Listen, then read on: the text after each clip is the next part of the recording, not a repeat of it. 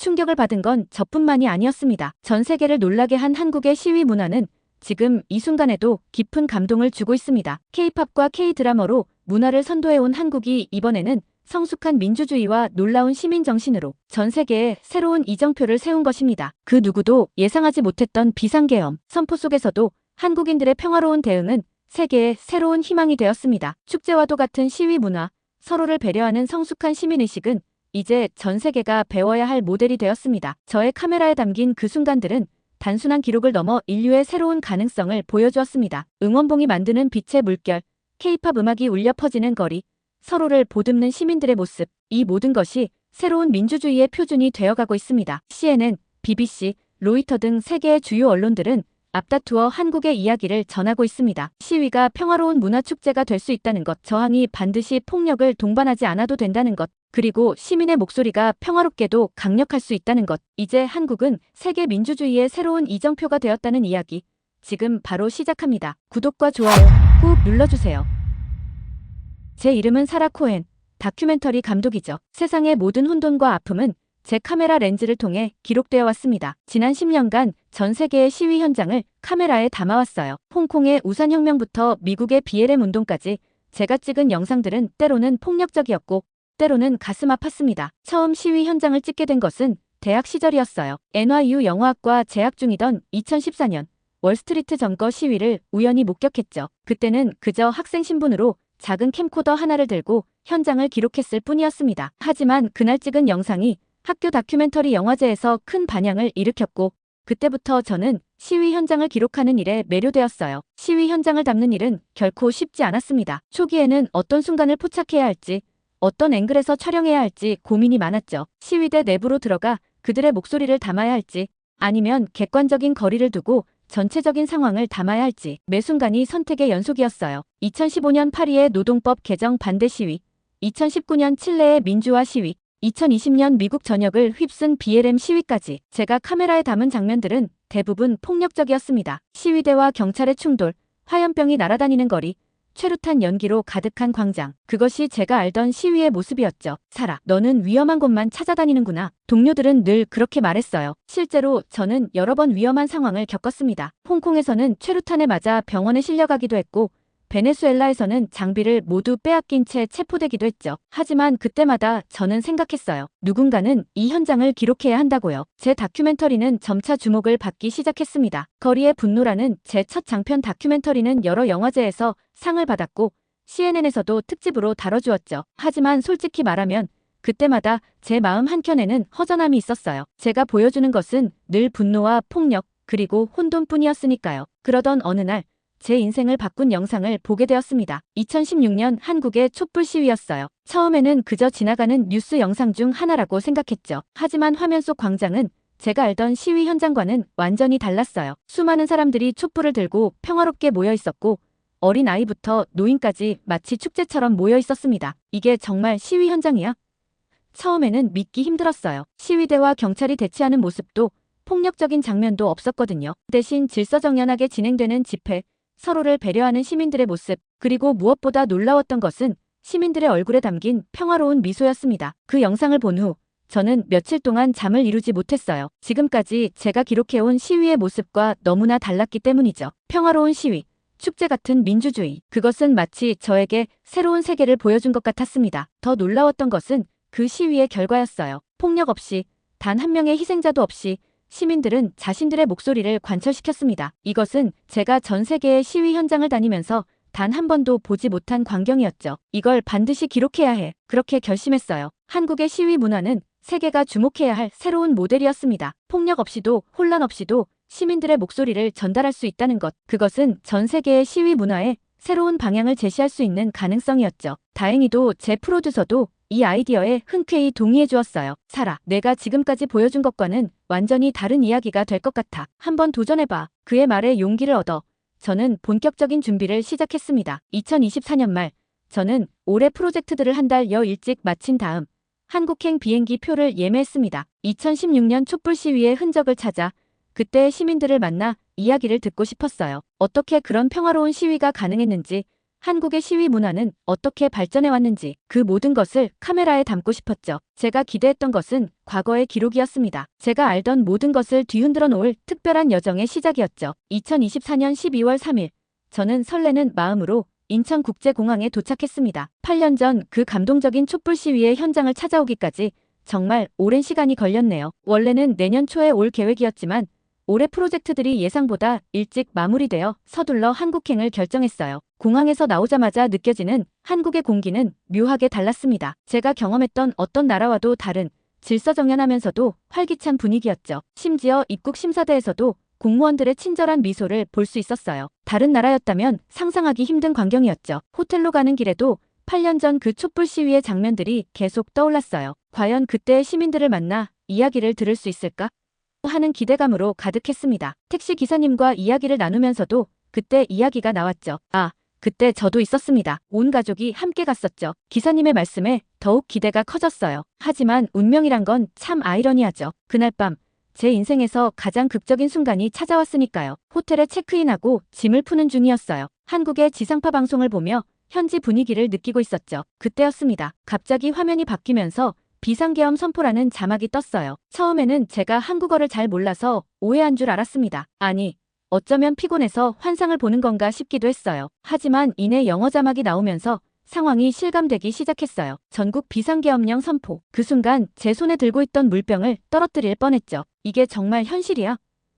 저도 모르게 중얼거렸어요. 2016년에 그 평화로운 촛불 시위를 기록하러 왔는데 하필 제가 도착한 날 비상계엄이 선포되다니, 이런 우연이 있을 수 있나요? 마치 운명이 저를 이곳으로 이끈 것만 같았습니다. 순간 온몸에 전율이 흘렀습니다. 다큐멘터리 감독으로서 이것은 그야말로 운명적인 순간이었죠. 8년 전 그 감동적인 촛불 시위의 현장을 찾아왔다가 또 다른 역사적 순간과 마주치게 된 것이니까요. 이런 우연은 제 경력 전체를 통틀어 처음이었어요. 서둘러 카메라 장비를 챙겼습니다. 평소 습관대로 배터리는 이미 만충전 상태였고 메모리 카드도 충분했죠. 예비 배터리도 모두 충전해 두었고 렌즈도 상황별로 준비했어요. 하지만 이번에는 뭔가 달랐어요. 평소처럼 위험에 대비한 보호 장비를 준비하면서도 왠지 모르게 마음이 차분했습니다. 한국은 다를 거야. 그렇게 믿었어요. 8년 전 그 평화로운 시위를 보여준 나라니까. 이번에도 분명 다른 모습을 보여줄 거라고 생각했죠. 그동안 봐왔던 어떤 시위와도 다른 특별한 무언가가 있을 거라는 확신이 들었습니다. 호텔 로비로 내려가는 동안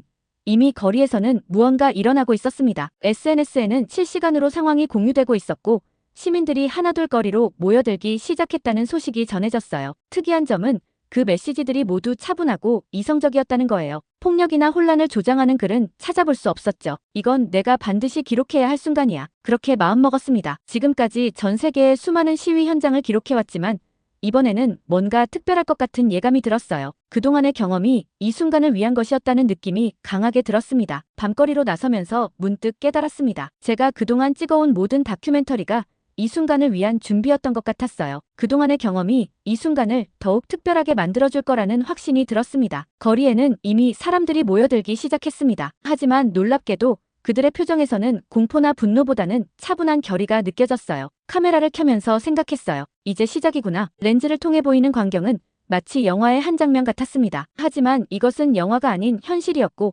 저는 그 역사적인 순간의 한가운데 서 있었죠. 제 심장은 빠르게 뛰고 있었지만 이상하게도 두려움은 전혀 없었어요. 제가 앞으로 목격하게 될 광경이 전 세계의 시위 문화에 대한 제 생각을 완전히 바꿔놓게 될 거라는 것을요. 그리고 그것이 단순한 다큐멘터리를 넘어 새로운 희망의 메시지가 될 거라는 것도 말이에요. 그날 밤의 비상계엄 선포는 결국 6시간 만에 해제되었습니다.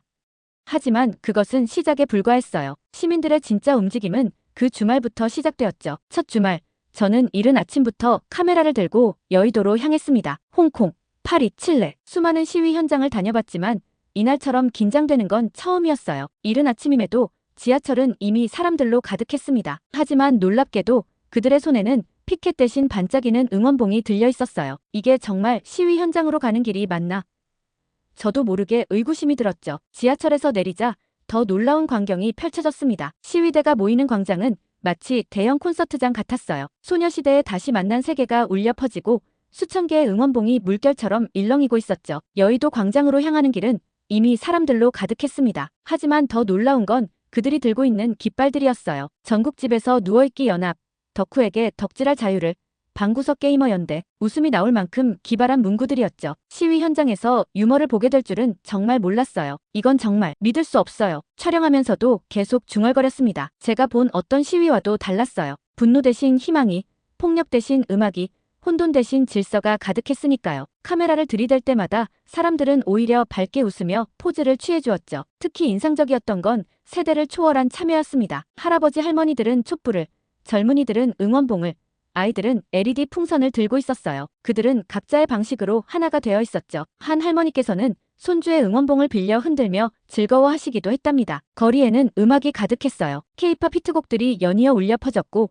때로는 시위 구호가 노래의 리듬에 맞춰 불려지기도 했습니다. 블랙핑크의 How You Like That이 나올 때면 모든 응원봉이 분홍색으로 바뀌고 BTS의 곡이 나오면 보라색으로 물들었죠. 마치 거대한 빛의 바다를 보는 것 같았어요. 둘째 주 시위는 더욱 놀라웠습니다. 첫 주의 경험을 바탕으로 시민들은 더욱 조직적으로 움직였어요. K-팝 공연 순서까지 정해져 있었다니까요. 심지어 SNS에서는 각 노래별로 응원봉, 색깔 코드까지 공유되고 있었습니다. 이게 바로 K-시위구나. 촬영하면서 깨달았어요. 한국의 시위는 그들만의 독특한 문화와 결합되어 완전히 새로운 형태로 진화한 것이었습니다. 이건 분명 세계 어디에서도 볼 수 없는 광경이었죠. 놀라운 건 질서였어요. 수십만 명이 모였지만 어떤 혼란도 없었습니다. 시민들은 스스로 질서를 지켰고 서로를 배려했죠. 심지어 시위가 끝난 후에는 꼭꼭 쓰레기를 주워가는 모습까지. 이건 정말 새로운 차원의 시민의식이었어요. 거리 곳곳에는 푸드트럭이 늘어서 있었고 카페들은 시위 참가자들을 위해 무료로 음료를 제공했습니다. 누군가 지친 기색을 보이면 주변 사람들이 간식을 건네고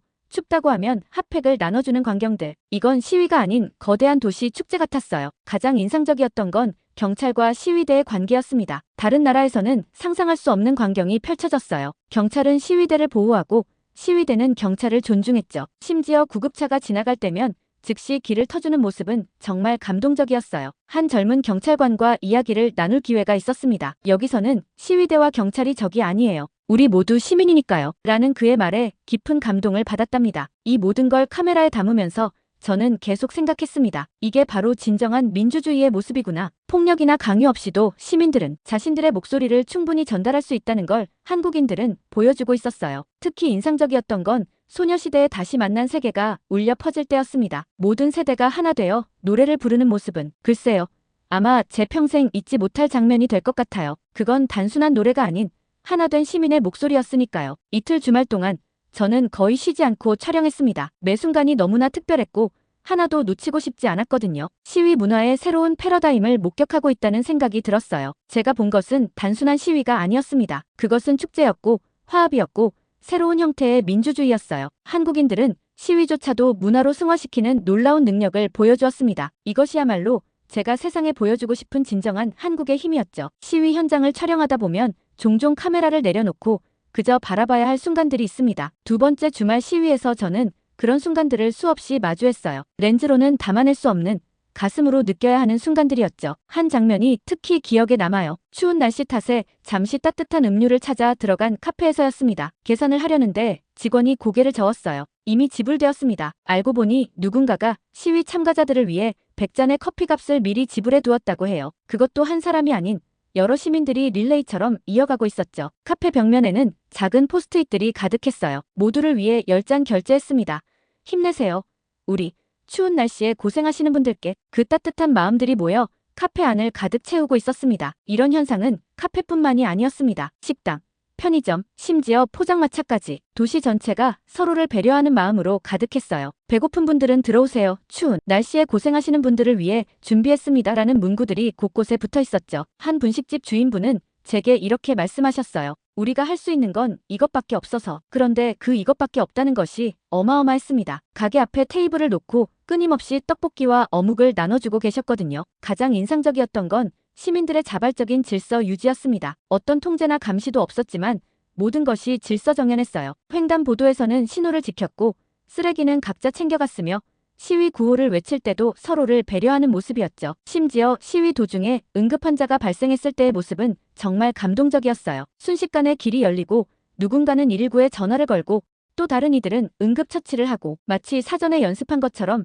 완벽한 대처가 이루어졌습니다. 한 번은 한 청년이 흥분해서 격한 구호를 외치려 하자 주변 시민들이 그를 진정시키는 모습을 보았어요. 폭력적인 언어 대신 우리는 평화롭게 이길 수 있어요 라고 말하며 그를 안아주더군요. 그 순간을 카메라에 담으면서 눈시울이 뜨거워졌답니다. 경찰과 시위대의 관계는 더욱 놀라웠어요. 다른 나라에서는 상상도 할 수 없는 광경들이 펼쳐졌죠. 시위대는 경찰에게 따뜻한 음료를 건네고 경찰은 시위대의 안전을 진심으로 걱정했습니다. 심지어 경찰들이 시위대의 구호에 미소 짓는 모습도 보였어요. 한 경찰관은 제게 이렇게 말했습니다. 저희도 시민의 한 사람입니다. 이분들의 안전을 지키는 것이 저희의 임무죠. 이런 생각이 바로 한국 시위 문화의 특별함을 만드는 것이 아닐까요? 특히 기억에 남는 건 한 어린 여경과 할머니의 모습이었습니다. 할머니께서 지쳐 보이자 여경이 자신의 의자를 내어주었고 할머니는 그 자리에서 도시락을 꺼내 여경과 함께 나눠 드시더군요. 그 장면은 제 다큐멘터리의 가장 소중한 순간 중 하나가 되었답니다. 거리에서는 작은 기적들이 계속해서 일어났어요. 누군가 쓰러질 것 같으면 즉시 주변 사람들이 부축했고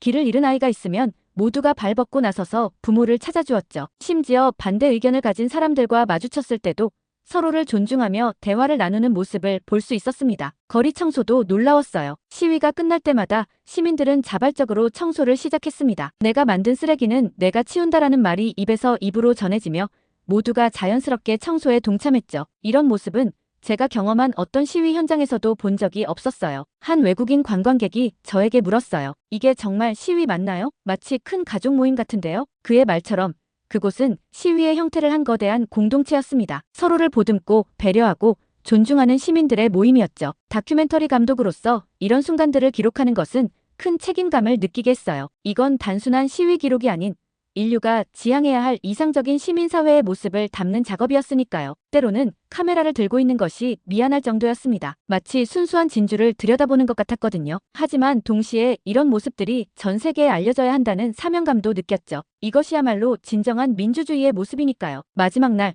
한 젊은이가 제게 말했습니다. 우리는 이런 게 당연하다고 생각했는데 세계가 신기해한다는 게 더 신기해요. 그의 말처럼 한국인들에게는 이런 성숙한 시민의식이 이미 일상이 되어 있었나 봅니다. 이틀간의 시위를 촬영하면서 저는 완전히 다른 세상을 보았습니다. 렌즈 너머로 보이는 것은 단순한 시위가 아닌 미래의 희망이었어요. 이것이 바로 제가 세상에 보여주고 싶은 진정한 한국의 힘이었습니다. 시위가 끝나고 호텔로 돌아와 촬영한 영상들을 살펴보기 시작했습니다. 편집실로 쓰기로 한 이 작은 공간에서 저는 밤새도록 영상을 돌려보았어요. 매 순간 새로운 감동이 밀려왔습니다. 처음에는 평소처럼 시위의 전개 과정을 시간순으로 정리하려 했어요. 하지만 곧 깨달았죠. 이건 기존의 다큐멘터리와는 전혀 다른 접근이 필요하다는 것을요. 시위의 과정을 기록하는 것보다 그 안에 담긴 한국만의 특별한 정신을 전달하는 게 더 중요했거든요. 영상 속에는 제가 미처 현장에서 발견하지 못했던 순간들도 가득했습니다. 응원봉 물결 사이로 스치듯 지나가는 따뜻한 미소들,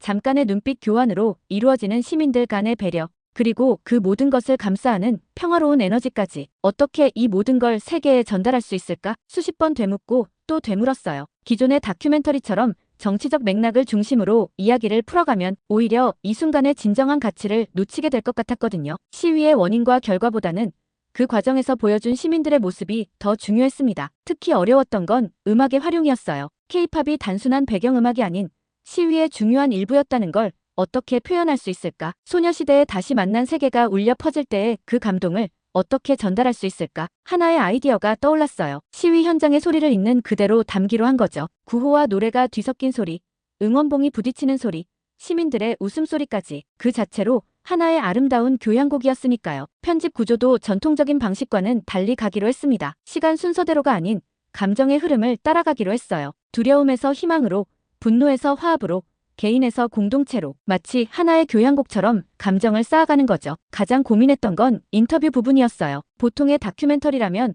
전문가들의 분석이나 정치인들의 발언을 담았겠지만 이번에는 달랐습니다. 평범한 시민들의 이야기가 더 중요했어요. 카페 주인, 경찰관, 학생, 할머니, 그들 각자의 시선에서 바라본 이야기들이 오히려 더 진실에 가까웠으니까요. 밤이 깊어갈수록 더 선명해졌습니다. 이건 단순한 시위 기록 다큐멘터리가 아니에요. 이건 민주주의의 새로운 가능성을 보여주는 작품이 되어야 했죠. 폭력 없이도 분열 없이도 우리가 하나가 될 수 있다는 걸 보여주는, 특히 인상 깊었던 건 세대 간의 조화였어요. 젊은이들의 K-팝 문화와 기성세대의 전통적인 시위 문화가 어우러지는 모습. 이건 단순한 세대 갈등 극복이 아닌 새로운 문화 창조의 순간이었죠. 편집실에서 밤을 지새우며 저는 계속해서 스스로에게 물었습니다. 이게 정말 현실이었나?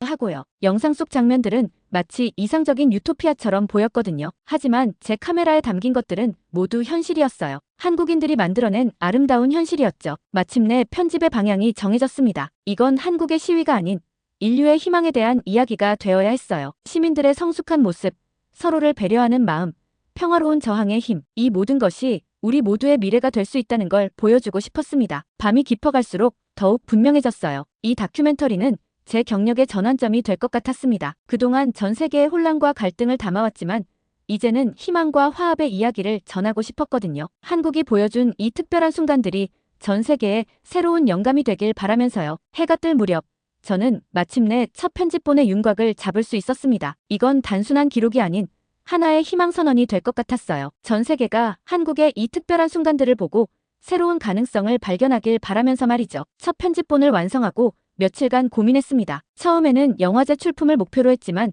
이 이야기는 더 빨리, 더 많은 사람들에게 전해져야 할 것 같았어요. 그래서 15분 분량의 축약본을 만들어 유튜브에 올리기로 결정했습니다. 올린 영상은 예상을 뛰어넘는 반응을 얻었어요. 첫날 조회수가 30만을 넘었고 일주일 만에 100만을 돌파했습니다. 특히 댓글들이 인상적이었죠. 이게 정말 시위 맞나요? 마치 평화로운 축제 같아요. 한국인들의 성숙한 시민의식에 감동받았습니다. 우리나라도 이런 시위가 가능할까요? 놀라웠던 건 해시태그 코리안 웨이브 데모크라시가 전 세계적으로 퍼져나가기 시작했다는 거예요. K-팝, K-드라마에 이어 이제는 K-데모크라시라는 말까지 생겨났죠.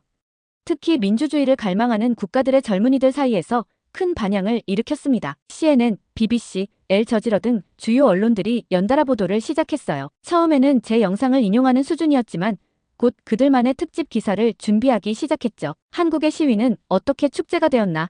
K-디마크러시의 비밀 같은 제목들이 연일 헤드라인을 장식했습니다. 가장 큰 반응을 얻은 건 다시 만난 세계 장면이었어요. 수만 명의 시민들이 하나 되어 노래를 부르는 그 순간, 그 영상은 SNS에서 독자적인 생명력을 가지고 퍼져나갔습니다. 심지어 몇몇 나라에서는 시위할 때 이 노래를 부르기 시작했다는 소식도 들려왔죠. 예상치 못한 제안들도 쏟아졌습니다. HBO에서는 5부작 시리즈 제작을 제안했고 BBC에서는 글로벌 민주주의의 미래에 대한 특별 다큐멘터리 시리즈를 함께 만들자고 했어요. 넷플릭스에서도 연락이 왔습니다. 세계 각국의 시민단체들도 연락을 취해왔어요. 그들은 한국의 시위 문화를 자세히 알고 싶어 했고 이를 자신들의 활동에 적용하고 싶어 했죠. 홍콩, 태국, 미얀마, 심지어 유럽과 남미의 단체들까지도요. 처음에는 이런 관심이 기뻤습니다. 하지만 곧 큰 부담감이 밀려왔어요. 이건 단순한 다큐멘터리가 아니었으니까요. 한 나라의 민주주의의 정신, 시민의식, 문화적 성숙도, 이 모든 것을 올바르게 전달해야 한다는 책임감이 무거웠습니다. 특히 걱정됐던 건